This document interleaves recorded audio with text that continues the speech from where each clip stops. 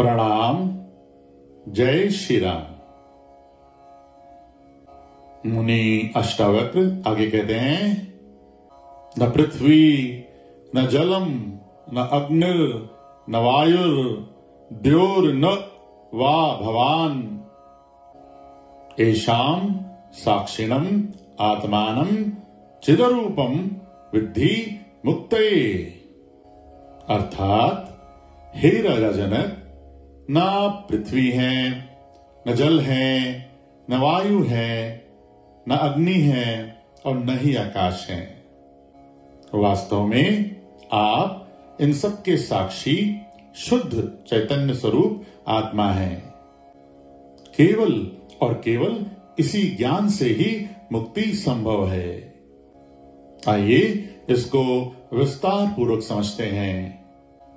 मुनि अष्टावक्र इस श्लोक के माध्यम से राजा जनक को ये समझाने का प्रयास कर रहे हैं कि हे राजा जनक, ये जो पंच तत्वों का बना हुआ शरीर है, वास्तव में तुम ये शरीर नहीं हो, तुम एक शुद्ध चेतना हो। वही चेतना जिसे हम आत्मा भी कहते हैं। आइए एक प्रैक्टिकल एग्जाम्पल से हम समझते हैं कि किसी भी व्यक्ति का पंच तत्वों से बना हुआ उसका शरीर उसकी वास्तविक पहचान नहीं होता है। तो चलिए मान लेते हैं एक व्यक्ति है मिस्टर ए, और मान लीजिए मिस्टर ए की मृत्यु हो जाती है, तो हम कहेंगे कि मिस्टर ए नहीं रहे, मिस्टर ए इज नो मोर, या मिस्टर ए इस दुनिया से चले गए। आप देखिए उनका शरीर पड़ा हुआ है यहां पे, लेकिन हम तब भी कह रहे हैं कि नहीं वो चले गए। तो इससे ये प्रूव हो जाता है, इससे सिद्ध हो जाता है कि कोई भी व्यक्ति उसकी वास्तविक पहचान पंच तत्वों से बना हुआ उसका शरीर नहीं है। यही बात मुनि अष्टावक्र राजा जनक को समझाने का प्रयास कर रहे हैं। मुनि अष्टावक्र राजा जनक से आगे कहते हैं कि वास्तव में तुम इस शरीर के साक्षी हो, एक शुद्ध चैतन्य स्वरूप आत्मा हो। अगर इस बात का ज्ञान तुमको हो जाता है, ये बात तुम समझ जाते हो, तो निश्चित रूप से मुक्ति संभव है। तो मुनि अष्टावक्र राजा जनक को ये समझाने का प्रयास कर रहे हैं कि यदि राजा जनक अपने मन और शरीर से बाहर आकर साक्षी भाव में अपने आत्म स्वरूप में स्थित हो जाएं, तो उसी क्षण उन्हें सांसारिक बंधनों से मुक्ति मिल जाएगी। यही परम ज्ञान की स्थिति है, यही परम आनंद की स्थिति है।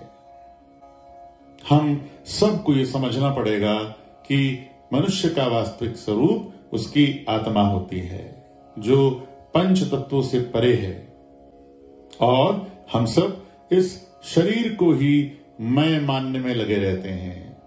मुनि अष्टावक्र कहते हैं कि ये सबसे बड़ी भ्रांति है। तो आइए अब हम ये समझने का प्रयास करते हैं कि आत्मा को साक्षी क्यों कहा गया है। तो जैसा कि हमने देखा कि मनुष्य का शरीर पंच तत्वों का बना होता है, परंतु आत्मा न तो इन तत्वों का हिस्सा होती है और न ही इनसे प्रभावित होती है। वास्तव में आत्मा एक शुद्ध साक्षी भाव में शरीर और मन के अनुभवों को देखती रहती है, सिर्फ और सिर्फ देखती है, न तो प्रभावित होती है न बंधती है।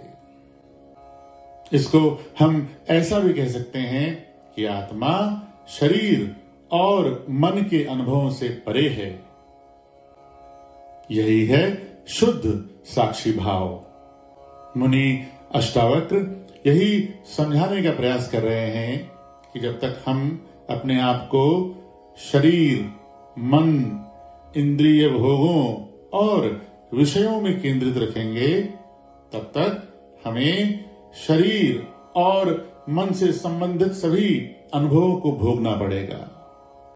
इसलिए यदि हम अपने मन और शरीर के अनुभवों से स्वतंत्र रहना चाहते हैं तो इसका एकमात्र उपाय यही है कि हम अपने आत्म स्वरूप में स्थित हो जाएं और एक शुद्ध साक्षी भाव में सब कुछ होता हुआ देखते रहें, बिना बंधे, बिना प्रभावित हुए। जैसा कि हमने बताया, यही है परम ज्ञान एवं परम आनंद की स्थिति। इसको व्यवहारिक रूप से ऐसे समझते हैं कि दुख सुख, हानि लाभ, ये सब शरीर और मन से जुड़े हुए हैं। यदि हम साक्षी भाव में जीना सीख लें तो इन सब से ऊपर उठ सकते हैं। यही जीवन मुक्ति की ओर पहला कदम है। आज का वीडियो यही समाप्त होता है। शीघ्र ही अगले वीडियो के साथ आपके समक्ष उपस्थित होंगे। धन्यवाद।